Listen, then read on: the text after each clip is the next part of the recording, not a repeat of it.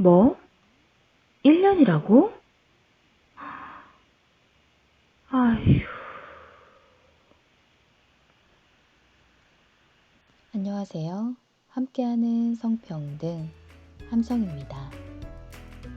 오늘은 지난 영상과 지지난 영상에서 이야기했던 양령위원회라는 곳을 이야기하려고 합니다.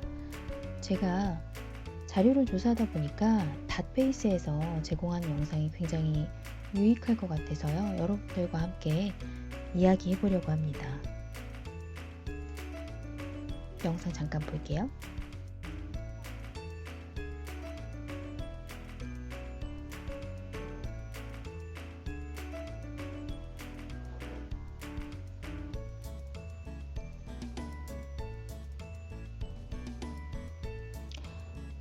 실제로 양형위원회에서 어떤 일을 하는지, 그리고 그 내용은 어떤 것이 있는지, 그리고 2020년도 디지털 성범죄에 관해서 나의 의견이 어떻게 반영이 되고 수용이 되는지 한번 확인해 보도록 할게요. 양형위원회 제가 더보기에 링크 걸어놓은 거 들어가 보시면 이런 홈페이지 만나실 수 있게 되잖아요. 여기서 판결하러 가기 클릭해 보시면요. 사건들에 대해서 6가지 구분을 줍니다. 그 구분 사건 중에서 진행을 해보도록 할 거예요. 오른쪽 세로로 영역을 보시면 사건들을 어떻게 진행되는지 진행 순서가 나와 있어서 직관적으로 굉장히 알아보기가 좋더라고요.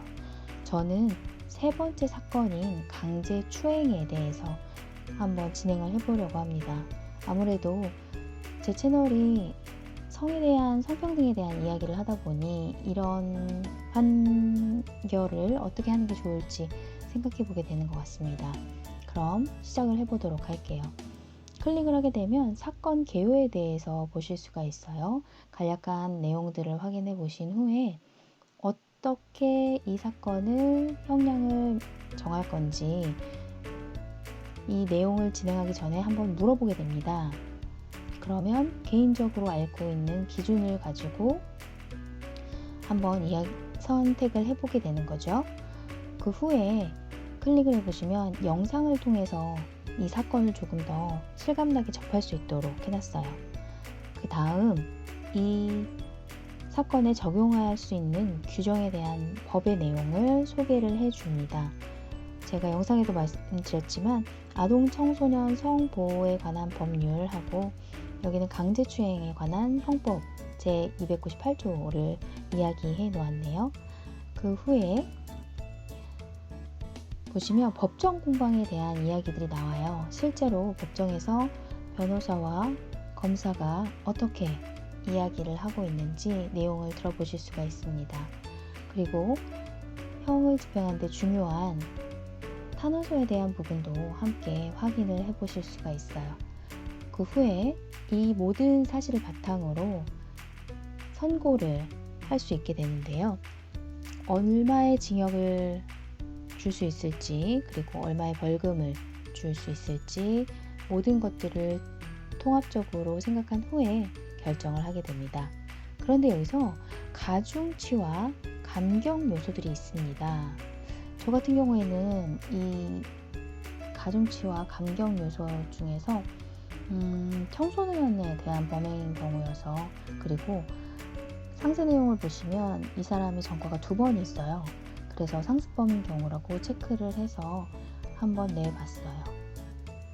실제로 저는 징역 3년하고 집행유예 3년을 선택을 했는데요.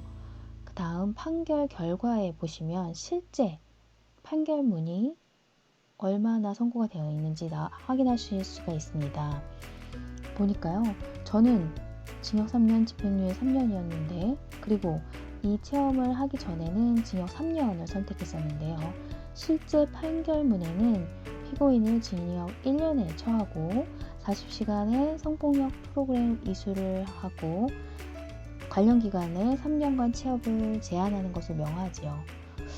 이거 너무 양형이 가벼운 거 아닌가 라는 생각이 들어서 왜 그런지 그 밑에 이유를 살펴보니까 이러이러한 이유에 있어서 양형이 이렇게 되었다 라고 말을 하더라고요.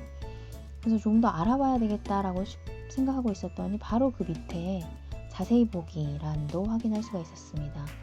또한 성범죄 부수처분이라는 것도 알려주는데요.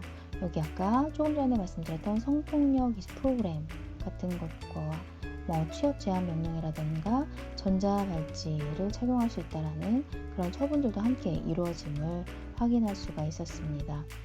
이렇게 성범죄 부수처분까지 알아보게 되면요.